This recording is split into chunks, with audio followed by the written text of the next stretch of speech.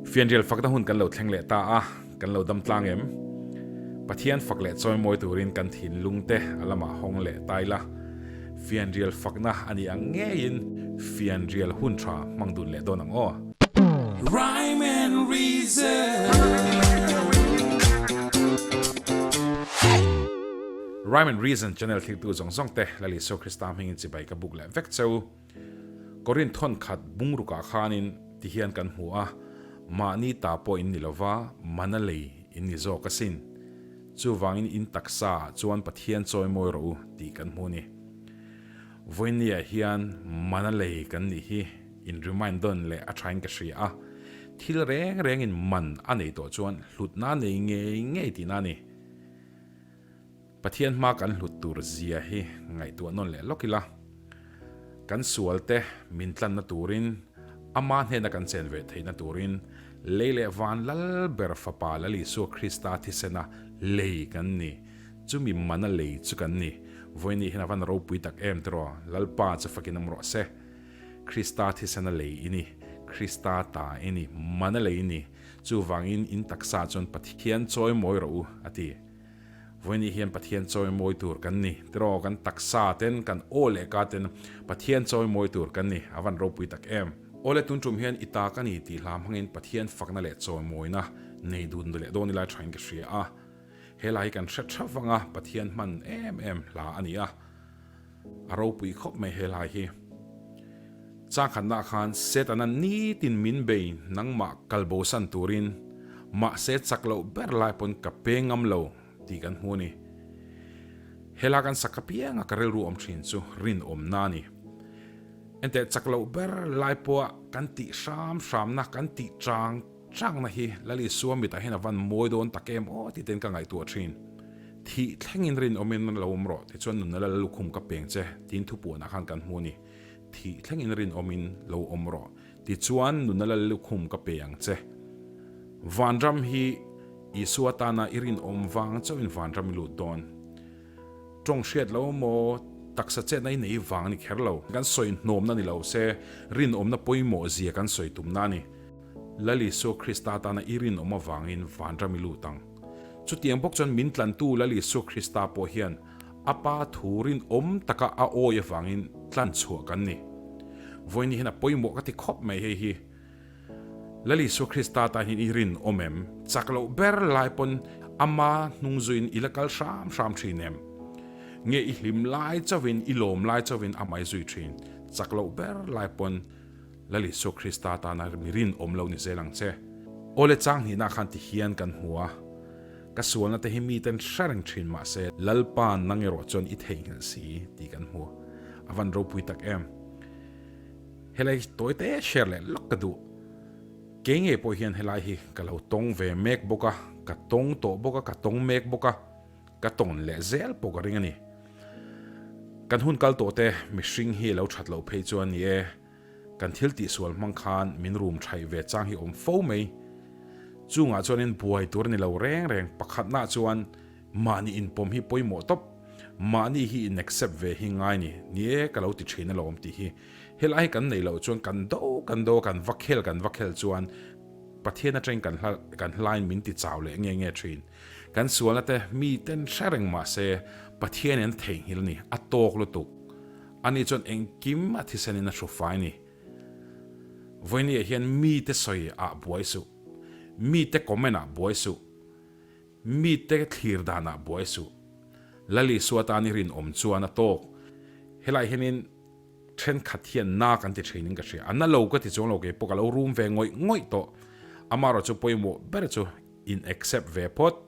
kanin pom phot hian pathian hlut zia mo hmangai na hlut zi hi kan thafo thin chu van chuanin mi te pon isual na lo soi le mai thei ithil ti dik lo po khan lo soi le thin mai thei ni e pom phot ro I lo ni ve thin miau sia amaro chu chung aya thil ti theina na sa jok le ropui jok ti sak tu che chatuan mun thlenga I omna tur buat sai tu pathian lam kha en tlat zelang che pathian fakna nei du le la tro earphone te khan ye kan ti dan pangai khan lo la la Fianrial Fakna hun ani angin eng hun lai po he hun hi lo en ani pon I Fianrial hunatan mo eng hun po kharem changa khan lo hmang la chu ta chon pathian fakna nen trong china nen hunin hmang dul le teang tun chuma po hianin ita ka ni lalpa ka thiam na ka fin na zong thei ita ni tin in hlan tharna nei dun leila ni china kan soeng khan kan rinawm na amata na kan tiam non nante miten kan sualna soi reng thina mo an lo soi thina ni pon pathian chak zo kan nei ziate a thisen thil ti theihna tlen fai kan ni ziate shareng chungin pathian fakdun leng o alpan kan sa tan ma ni som sakro se amen.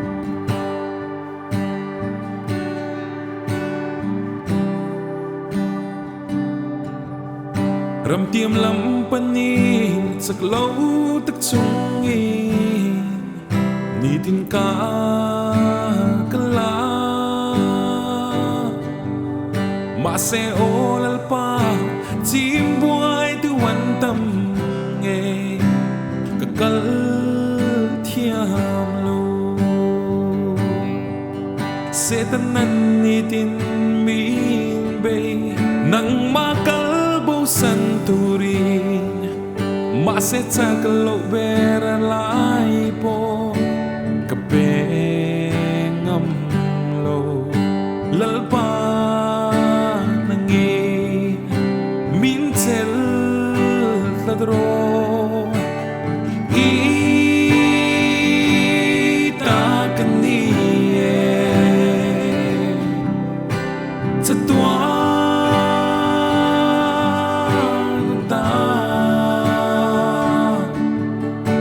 thiam na fin na song te lalpai tar ni hey hi ka thupui be nang ma fakhi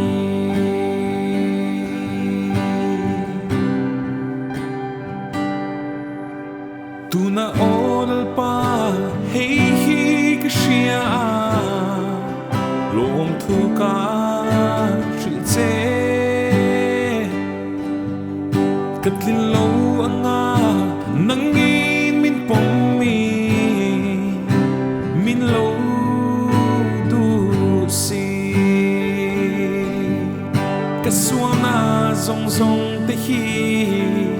mi ten sharing trin ma se lalpa nang ero chwani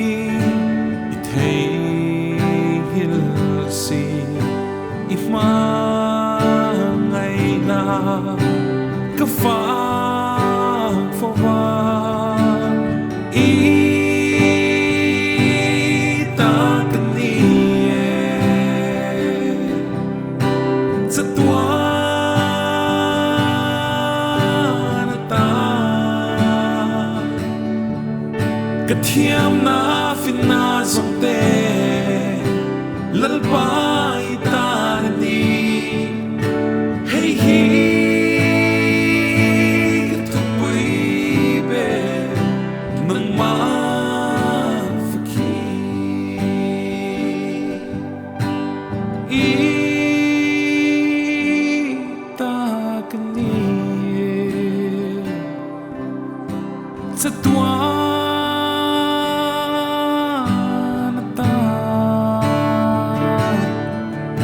thiam na fin